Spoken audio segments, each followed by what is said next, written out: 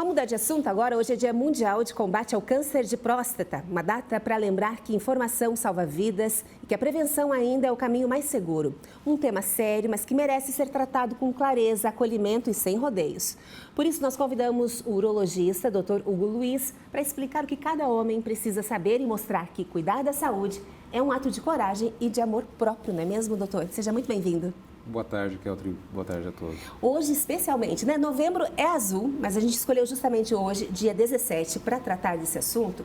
E eu gostaria de começar perguntando, pela sua experiência clínica, se ainda é um tabu, se ainda há muita resistência por parte dos homens em buscarem esse tipo de exame da próstata. Perfeitamente. Bem, hoje já mudou bastante essa cultura masculina em relação à própria saúde, num contexto geral, assim como em relação ao câncer de próstata. Antigamente nós tínhamos bastante resistência. Eu acredito que com a atividade da mídia, o esclarecimento da população, cada vez mais os homens estão procurando atendimento. Em alguns casos, até mesmo estimulados pelas suas mulheres. Maravilha. Em que idade o homem deve começar a fazer o exame? Em geral, nossos protocolos, eles orientam a partir dos 50 anos para todos. Aqueles homens que têm câncer de próstata, de histórico familiar, esses exames devem ser iniciados a partir dos 45 anos de idade. No geral, no dia a dia da clínica, a partir dos 40 anos, eu pessoalmente já começo a solicitar o PSA. Ou se eventualmente apresentar algum tipo de sintoma. O senhor pode diferenciar o que é o PSA e o toque retal? Assim, se um exclui o outro? Perfeitamente. O PSA, ele é um exame de sangue. O PSA é uma substância produzida pela próstata que, em casos de inflamação ou de câncer de próstata, ele pode estar aumentado. Então, nesse caso, é o exame inicial de triagem que nós realizamos. O toque retal é um exame digital feito através do reto do paciente, onde a gente sente a próstata, a consistência e se tem alguma nodulação. Doutor, existe uma forma de prevenir no dia a dia o câncer de próstata? Bem, na verdade, para falar em prevenção, nós temos que conhecer os fatores de risco, né?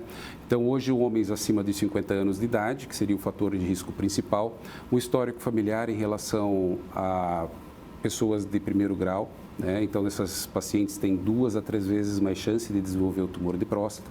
E as condições e hábitos de vida. Então, por exemplo, alimentação rica em gorduras saturadas, como, por exemplo, carne processada e até mesmo frituras. Obesidade, esses pacientes desenvolvem a doença normalmente no seu estágio de um grau mais avançado. E a atividade física. Então, o sedentarismo também é um fator de risco. Então, quando nós falamos em prevenção, nós estamos falando em uma condição e estilo de vida mais saudável e a realização dos exames de triagem, justamente para que você identifique os casos em que a doença está iniciando, né, no estágio inicial. E o senhor percebe também que os homens, eles escondem isso a partir de um diagnóstico? Tem vergonha, constrangimento de dizer que está em tratamento ou que precisa tratar? Essa é uma pergunta interessante porque justamente, culturalmente, né, as pessoas têm em relação ao câncer de próstata e o tratamento algumas complicações, como por exemplo, incontinência urinária e disfunção erétil. Dado isso, elas procuram justamente ocultar um pouco porque parece que o diagnóstico e o tratamento da doença indiretamente significa que ele vai apresentar esse tipo de sequelas, o que não é mais realidade. Por que não é mais realidade? A medicina avançou bastante na urologia, principalmente em termos de câncer de próstata, porque hoje a tecnologia permite que você trate a próstata do paciente sem lesar as estruturas ao redor, como, por exemplo, o esfíncter da uretra, que é o músculo que segura o xixi, assim como os nervos erigentes, que são os nervos que vão para o pênis para dar função de ereção.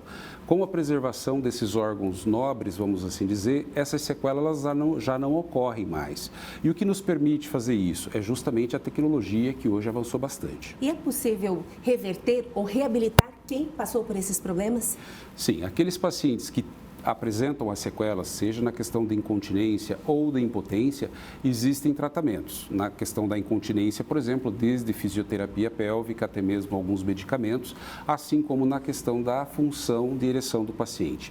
Aí, nesse caso, depende exatamente como essas estruturas nobres foram ou não preservadas, se foram muito ou pouco danificadas durante o procedimento.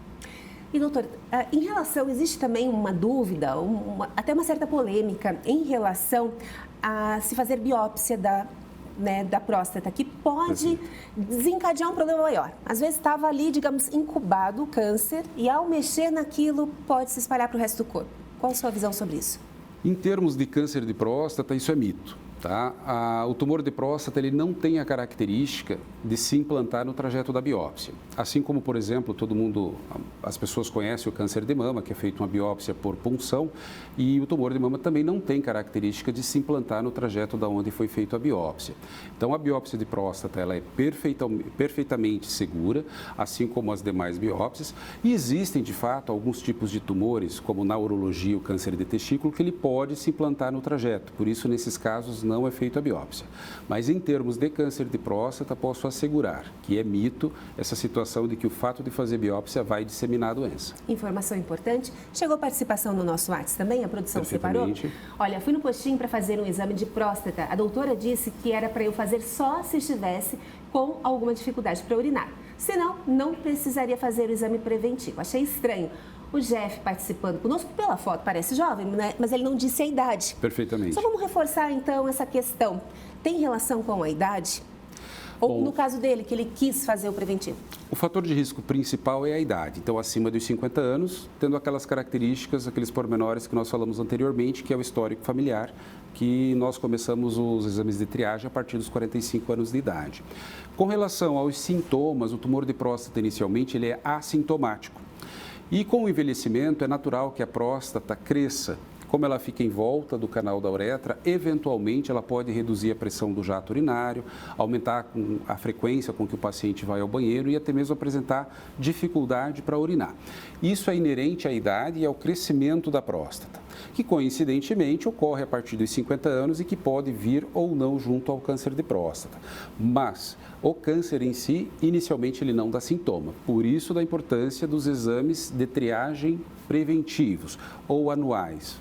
Levantar muito à noite para urinar pode ser um sintoma, então, do aumento da próstata. Perfeitamente. Não relacionado ao câncer. A chamada hiperplasia prostática benigna. Isso é muito frequente após os 50, 60 anos de idade, que não necessariamente quer dizer câncer de próstata. Maravilha. Tem mais uma pergunta no nosso WhatsApp? Vamos lá. Olha, meu marido descobriu câncer de próstata no ano passado, no final do mês de outubro. Em fevereiro, ele fez uma cirurgia robótica e está curado, fazendo exames a cada 3 meses, Dulcineia participando conosco e trazendo aí um relato importante, né, doutor? Perfeitamente. É importante fazer o diagnóstico e encarar o tratamento. Na verdade, como eu disse anteriormente, a tecnologia evoluiu muito em termos de câncer de próstata. E, de fato, a cirurgia robótica ela permite uma visão magnificada, uma melhor identificação das estruturas e a dissecção dos tecidos, devido à delicadeza com que e o refinamento com que as pinças dissecam essas estruturas, não há lesão de esfíncter ou dos nervos erigentes. Então, a recuperação do paciente realmente ela é mais rápida, o sangramento é menor ou praticamente inexistente, além do que a reconstrução e a preservação dessas estruturas permite que o paciente volte às atividades cotidianas laborais com precocidade. E que recado o senhor dá aqui de viva voz, que o senhor costuma falar no seu consultório, para quem está nos assistindo e ainda tem esse medo ou essa vergonha de buscar ajuda? Bem, na verdade, a nossa saúde ou a preservação da nossa saúde só depende de nós mesmos, né? Então, assim, não podemos ter receio de identificar ou de buscar eventuais alterações. Temos que fazer nossos exames anuais e, quando aparecem essas alterações, nós temos a oportunidade de tratar e ser curado, né, que eu acredito que seja o principal objetivo de quem acaba identificando a doença. Então, a mensagem final é rastreamento, exames de prevenção ou de rastreamento. Maravilha, doutor Hugo. Muito obrigada pela sua presença aqui no Ver Mais. Eu que agradeço. Boa tarde. Seja sempre bem-vindo.